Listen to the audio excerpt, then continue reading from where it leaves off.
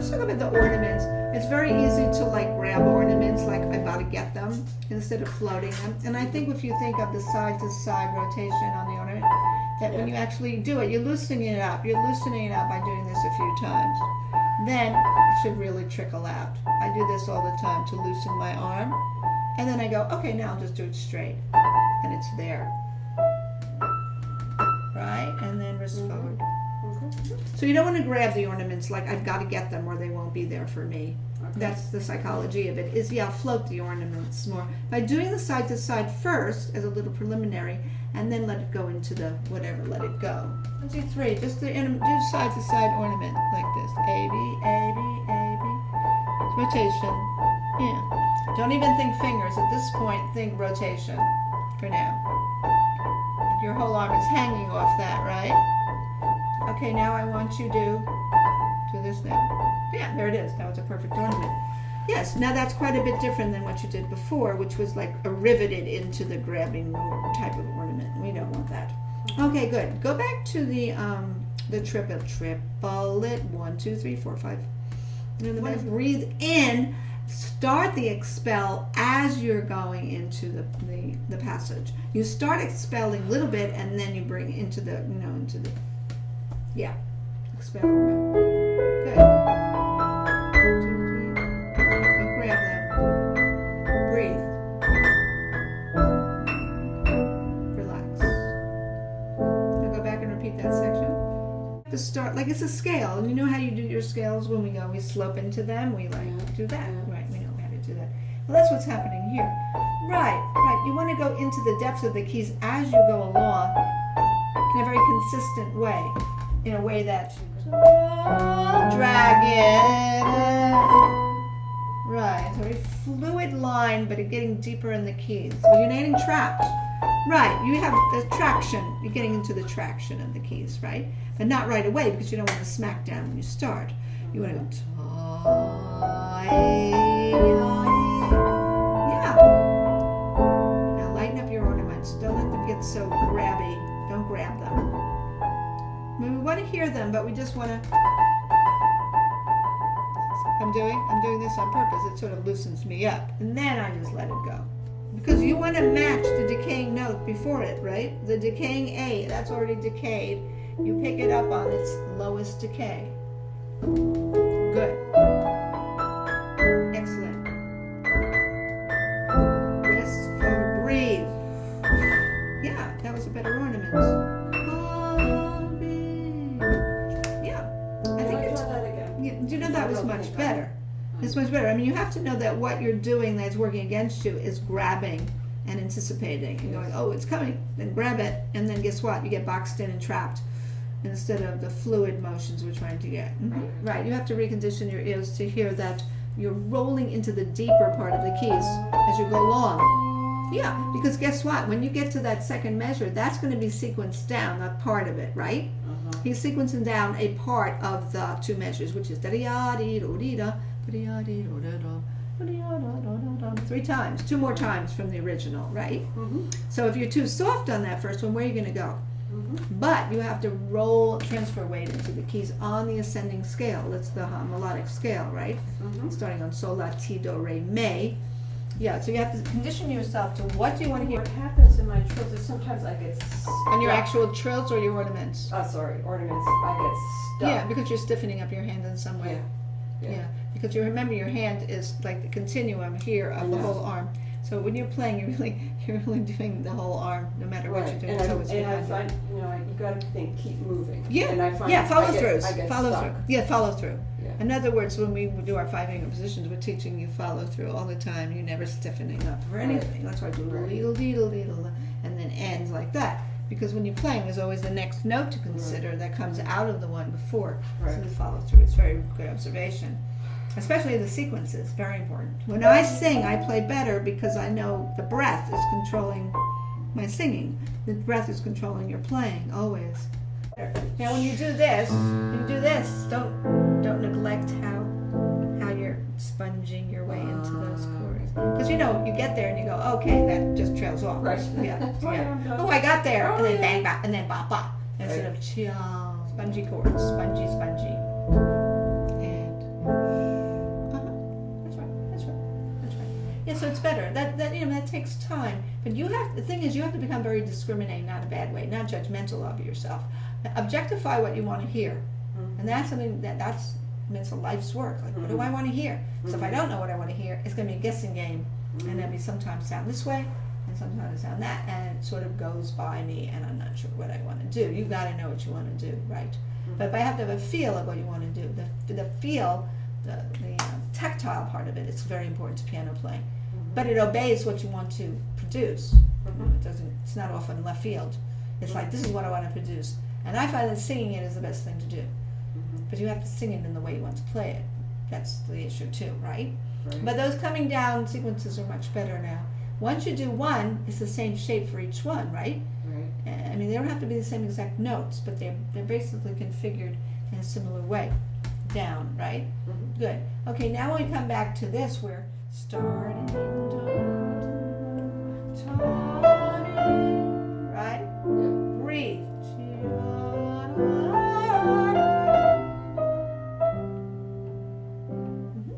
Really starting soft, because then we're repeating the themes. We want to do something a little different than we did before.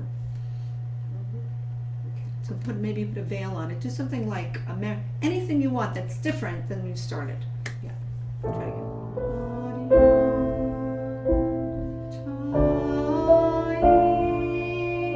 Under. 1, 2, yeah, we melt that E a little bit on the destination note. Yeah, make sure it doesn't clunk. I didn't really clunk, but it was a little too in my face, so I want you to go forward with finger number 3 on the last E, because that's your destination, right? It's melting into that E. Raise your thumbs. Get to the A, G. 2. So much better. Yeah, definitely. Now dip down again. Remember that other note is decaying on you, right? Across.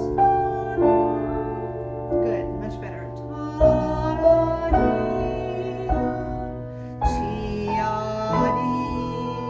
And yeah, but don't get pokes. This, if anything, we don't want.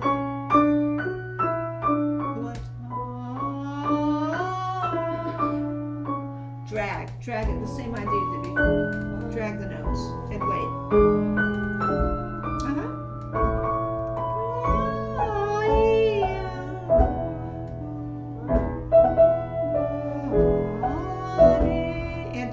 Answer. Sequence.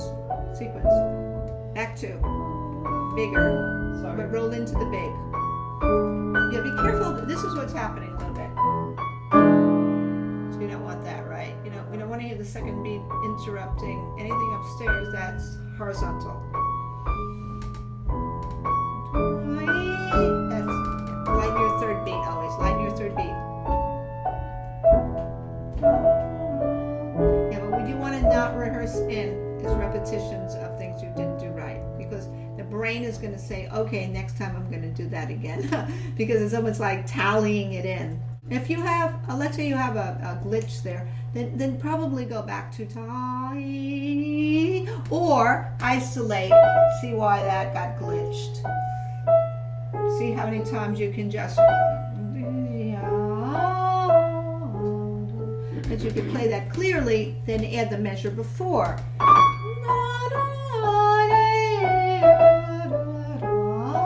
See what I mean? And then add the one before, and then you have the whole phrase.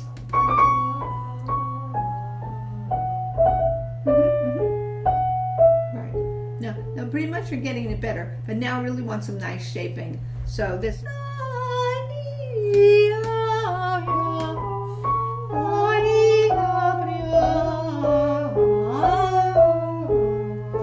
Right. There's a whole lot of loops all through that climax section. Yeah, because that can get very notey, and that's my favorite word. When people play notey, when they play with shape, and floaty. So you don't want to be a notey player, you want to be a floaty player. Okay. Yeah, floaty. Okay. So they were having fun with words. Okay, now let's see if this got better. We're going to go back to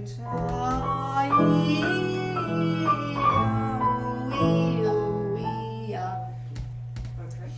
I'm not using any syllables, any consonants, because I don't want to hear consonanted notes. You're gonna hit it, but you're hitting towards that. And remember to not crowd the notes. That's a big deal too. Remember the dead weight? Dead weight. See that dead weight? Remember when you did this? Remember you took 3 notes and you dead weighted it and then you went,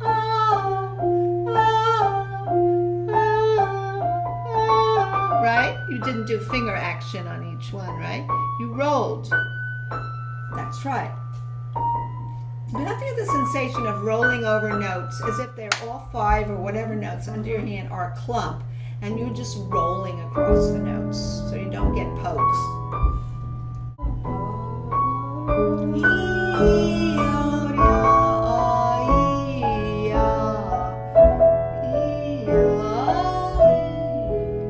That was the best one. Yeah, you seem to be in the zone that time. That last measure now is floating more. You're getting a floaty instead of a notey. I'm going to write my next blog, floaty or notey. Yeah, Right. that's a similar thing. You're rolling across that scale. Yeah, and the other thing is if you block, you have a 5-finger position here when you think about it, right here. And you start the B, C sharp, D, F sharp, you have 5 fingers on your hand. If you can get that traction there, see look. So then when you roll, you're just, I do it slowly. I'm not using this. Am I doing this? No. Do I want that? No. That doesn't sound like Chopin to me. Yeah. Let your fingers go a little bit longer, but dead weight into them.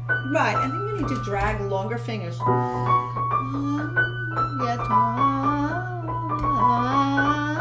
I'm rotating, right? Yeah.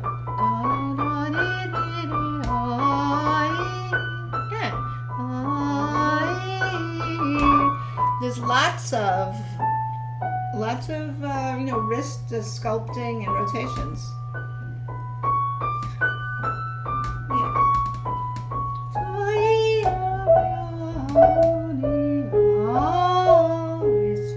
Yeah, because now I'm feeling like you are attracted in to the keys. Do you know what I'm saying? Mm-hmm. You have to be dead weighted in. You can't go, I need to go hit that note, then I'll play that note. And they're all not related. By doing this, you're really creating a relationship, like a groundswell of notes, instead of every note is on its own and it's an independent contractor. Okay. I'm trying to be funny. Yeah. But anyway, right? So poetic. Yeah, you're really sculpting. Do some push-ups off the keys. Because push-ups off the keys on those 5 notes, because remember when you start, you may not be doing 5 up, but you're still using those notes within the 5-finger position, right? Right? Now if you do this shows you the motion in fast motion, right? Slow motion. I'm doing the same thing, but I'm doing slow motion. Yeah, so we need to get more rotation into your arms and freedom. Yeah. So if you start hearing more like a pedantic exercise where you hear like notes that somebody sort of typed out, we don't want that, right? And the reason we don't want that is because we see long slurred groupings of notes. And this is the peak of the piece, and it's the most notes under one umbrella. And so that has to be especially round, floaty, circular, shaped, curvy. Curvy is the best word for that. It's a very curvy part of the piece because of the longest breaths that you're taking. Okay. Now, if you were a singer, you'd have to have enough breath to take you through. Then you have to take a breath here. Another breath. In the keys, but roll into